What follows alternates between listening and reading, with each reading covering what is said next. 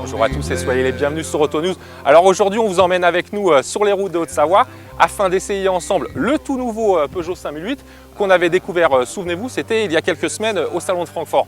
Or Peugeot attend beaucoup, mine de rien, de son 5008, mais qui débarque sur le segment des monospaces compacts où règne une féroce concurrence, notamment représentée, vous le savez, par les Renault Scénic et Citroën C4 Picasso.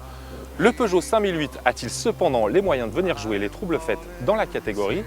Élément de réponse en images, c'est l'essai de la rédaction.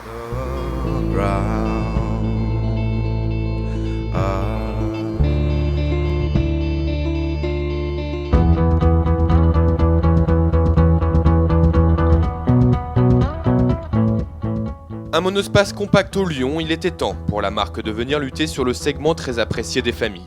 Du point de vue du style, la 5008 essayée aux alentours d'Annecy reprend à peu de choses près la proue de la 3008 dont il dérive étroitement, mais sans la calandre coupe frite du crossover.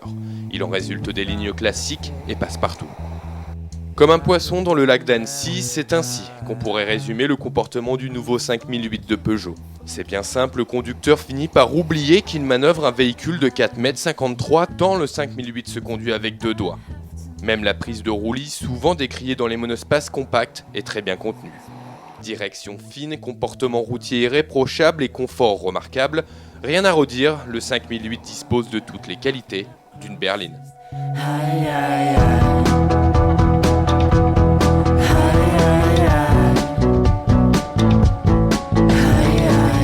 Alors à bord du Peugeot 5008, on n'est pas dépaysé, on est quasiment dans celui de la 3008 avec toujours ce poste de conduite tourné vers le conducteur et à l'ergonomie des commandes quasi parfaite.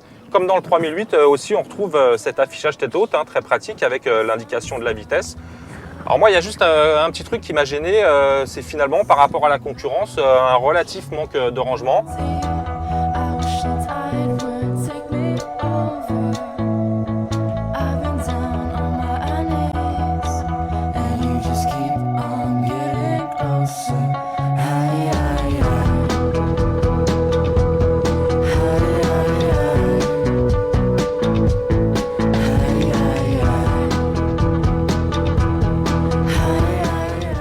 Un monospace compact, c'est aussi un véhicule familial et de ce point de vue, le 5008 répond présent sur la modularité. Avec des sièges de la rangée 2 escamotables afin de former un volume de chargement plat, de quoi agacer le Renault Scénic 3 qui s'en tient lui à un rangement en portefeuille. Cela permet au coffre du 5008 d'atteindre un volume optimal de 2506 litres, n'est-ce pas Laurent ? Alors vous le voyez, quand on a entièrement rabattu les sièges arrière du 5008, on peut même y placer un journaliste, ma foi, de bonne corpulence.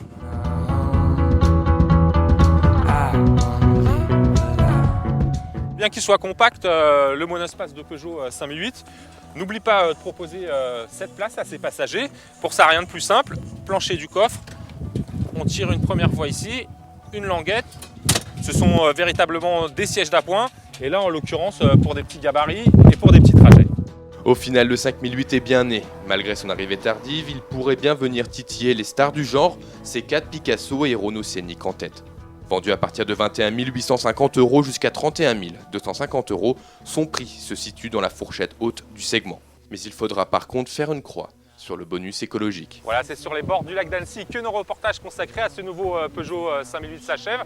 Alors on va se revoir très vite. Tiens, on ira notamment en Espagne essayer ensemble sur piste la nouvelle génération de la Mégane RS. Ça risque d'être plutôt rock'n'roll. Allez, en attendant de vous voir, toujours avec le même plaisir, moi je vous dis salut à tous et bonne route. Bon William, moi souvent ça m'a donné faim. Tartiflette? Allez, tartiflette, suis-moi jeune cadreur, c'est moi qui régale. So